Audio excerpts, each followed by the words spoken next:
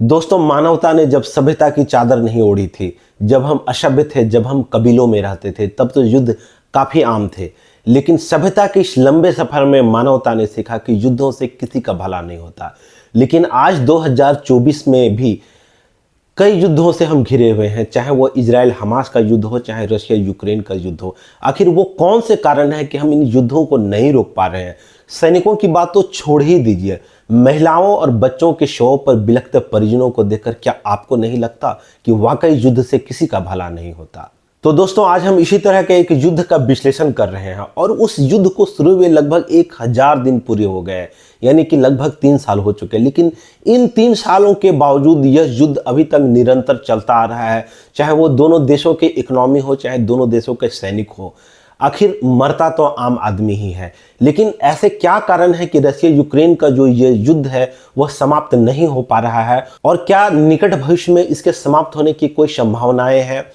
चलिए आज हम इस वीडियो में इसी बात का विश्लेषण करते हैं। दोस्तों, कुछ ही समय पहले रूस ने अमेरिका निर्मित 6 लॉन्ग रेंज मिसाइल से रशिया पे आक्रमण किया। हालांकि दोस्तों, रशिया के पास एक मजबूत डिफेंस सिस्टम है और इस डिफेंस सिस्टम का नाम है S-400, और इसी S-400 के द्वारा रशिया ने 6 में से 5 को तो निष्फल कर दिया, उसे विफल कर दिया। लेकिन एक जो लॉन्ग रेंज मिसाइल है वो रशिया के क्षेत्र में जाकर गिरा और इसे थोड़ी बहुत हानि हुई। लेकिन यूक्रेन के इस अटैक ने रशिया की बेचैनी बढ़ा दी है और रशिया काफी टेंशन में आ गया है। जो रशिया के राष्ट्रपति हैं व्लादिमीर पुतिन, उन्होंने इसी अटैक के बाद अपनी जो न्यूक्लियर डॉक्ट्रिन पॉलिसी है उसमें बदलाव कर दिया है, और इस बदलाव के बाद ही यूरोप के अन्य देशों में यह खौफ काफी बड़े पैमाने पर फैल गया है कि शायद रशिया यूक्रेन पर और किसी अन्य देश पे भी न्यूक्लियर अटैक कर सकता है।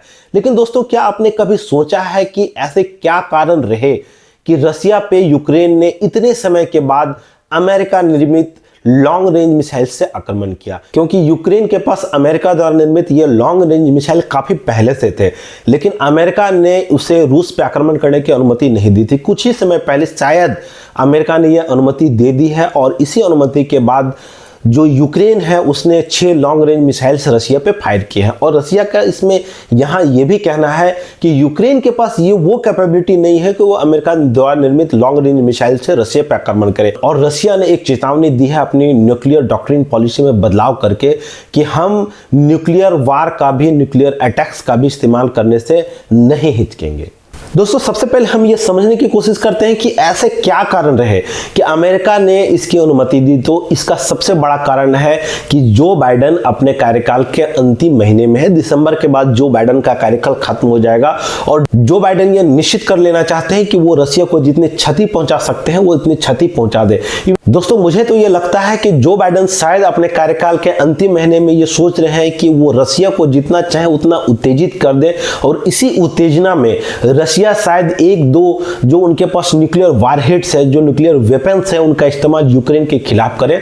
और इस आक्रमण के बाद रशिया को पूरे वर्ल्ड बिरादरी से बिल्कुल अलग कर दिया जाए। क्योंकि दोस्तों देखिए, अभी रशिया के सपोर्ट में काफी देश हैं, चाइना है, कोरिया है, इवन भारत भी कहीं ना कहीं रशिया के सपोर्ट में ही है, वो यूक्रेन के सपोर्ट में नहीं है। तो जो बाइडेन अपने कार्यकाल के अंतिम महीने में ये निश्चित कर लेना चाहते हैं कि रशिया आक्रमण करे यूरोप में अपनी पूरी शक्ति के साथ, और जो वर्ल्ड कम्युनिटी है वो रशिया को अलग थलग कर दे, उन पे कई सारे सैंक्शंस लगा दे।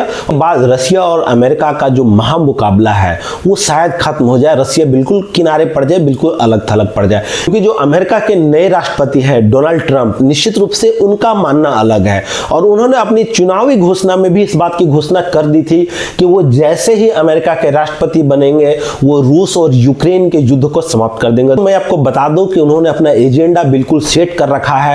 उन्हें यह पता है कि रूस और यूक्रेन का जो युद्ध है उसे कैसे समाप्त करना है, क्योंकि आज के तारीख में रूस भी इस युद्ध में कहीं ना कहीं फंस गया है। वो भी नहीं चाहता है कि ये युद्ध लंबा खींचे, लेकिन रूस अगर अपने कदम पीछे हटा लेगा तो निश्चित रूप से वर्ल्ड की जो कम्युनिटी है उसमें रूस की काफी बदनामी होगी। दोस्तों, आपको यह पता होना चाहिए कि रशिया हथियारों का एक बड़ा निर्यातक है। अमेरिका के बाद रशिया ही हथियारों का सबसे बड़ा निर्यातक है, और अगर रशिया अपने कदम पीछे खींचता है, वर्ल्ड के अदर कंट्रीज हैं वो रशियन वेपन्स को लेने से हिचकेंगे। उन्हें यह लगने लगेगा कि रशियन वेपन्स कमजोर हैं। और दोस्तों ये मैं आपको पुनः बता दूं कि निश्चित रूप से अमेरिका के जो अगले राष्ट्रपति हैं डोनाल्ड ट्रंप, वो बिल्कुल नहीं चाहेंगे कि ये युद्ध लंबा खींचे, क्योंकि उनका ये मानना है कि इस युद्ध में अमेरिकन टैक्स पेयर्स का पैसा लग रहा है। कहीं ना कहीं अमेरिका जो हथियारों की सप्लाई यूक्रेन को कर रहा है उसमें अमेरिकन टैक्स पेयर का भी पैसा लगा हुआ है। तो जो डोनाल्ड ट्रंप है उन्होंने अपनी चुनावी भाषणों में इस बात का काफी जिक्र किया था कि अमेरिकन टैक्स पेयर के पैसे को वो बर्बाद नहीं होने देंगे, वो जैसे ही राष्ट्रपति बनेंगे वही युद्ध को रुकवाने की अपनी पूरी कोशिश करेंगे। उन्होंने अपनी योजना बना भी ली है। कई सारे जो न्यूज़पेपर्स है वो इस बात को कवर भी कर रहे हैं कि अमेरिका ये चाह रहा है, अमेरिका के जो नए राष्ट्रपति हैं डोनाल्ड ट्रंप, वो ये चाह रहे हैं कि जैसे ही वो राष्ट्रपति बने ये युद्ध खत्म हो जाए और वो इसे अपने एक उपलब्धि के रूप में गिने। और उन्होंने अपने कई सारी चीजें निश्चित कर ली, जिसमें उन्होंने एक चीज तो निश्चित कर ली है कि अगर युद्ध रुका तो युद्ध का जो सर्वमान्य रास्ता होगा वो ये होगा कि रसिया जिन जिन एरियाज पे अपना आधिपत्य घोषित कर चुका है वो रसिया के आधिपत्य में ही रहेंगे और यूक्रेन अभी जहां पे है वो यूक्रेन के आधिपत्य में रहेंगे।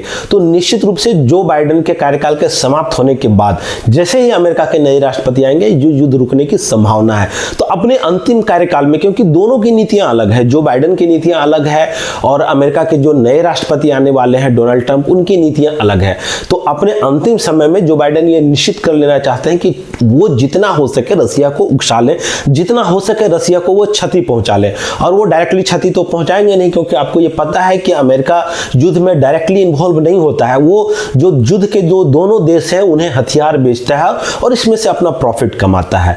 तो निश्चित रूप से रसिया और यूक्रेन के युद्ध में अमेरिका डायरेक्टली इन्वॉल्व नहीं होगा, इनडायरेक्टली इन्वॉल्व होगा, लेकिन नए राष्ट्रपति आने के बाद उसकी भी संभावना कम है। तो जो बाइडेन अपने कार्यकाल में ये सब चीजों को निश्चित कर लेना चाहते हैं। लेकिन यूक्रेन के इस आक्रमण के बाद और रसिया की छटपटाहट देखकर जो यूरोप के अन्य देश हैं, जो आसपास के देश हैं जैसे नॉर्वे, स्वीडन, जो इसके रसिया के आसपास के देश हैं, वो बिल्कुल डर गए हैं और वो इवन अपने नागरिकों को ये सूचना भी भेज रहे हैं कि भाई अपने खाने और अपने अन्य चीजों को इकट्ठा कर लो। हो सकता है भविष्य के गर्भ में क्या छुपा है ये किसी ने नहीं देखा, तो हो सकता है कि एक न्यूक्लियर वार हो जाए और फिर भविष्य में क्या होगा ये पता नहीं। तो दोस्तों ये देखना काफी दिलचस्प होगा कि दिसंबर के महीने में क्या होने वाला है। हालांकि हम ये उम्मीद करें कि इस तरह की कोई चीजें नहीं हो, मानवता के इतिहास में फिर हिरोशिमा और नागासाकी न दोहराया जाए, लेकिन इसके लिए जरूरी है कि रसिया संयम बरते।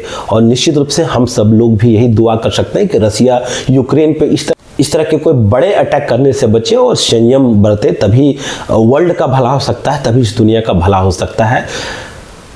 तो चलिए दोस्तों, thank you very much for watching this video and if you like such type of content please like, share and subscribe my video. Thank you very much.